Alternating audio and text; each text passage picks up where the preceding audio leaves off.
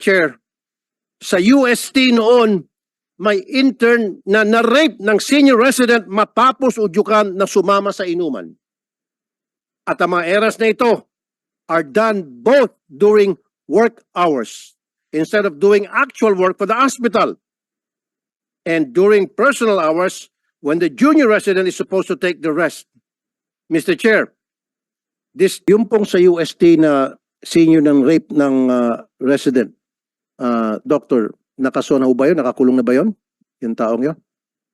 Ang nireklamo ng mga pasyente na sinisigawan yung mga pasyente, binubuli mga pasyente, ngayon naintindihan ko na. Bakit? Kasi they themselves are victims of bullying. Naipapasa po yun. Kaya dapat po talaga meron kayong set guidelines na para ma-monitor at masiguro na itong pambubuli nito hindi na maulit at hindi na pwedeng magawa sa anumang hospital.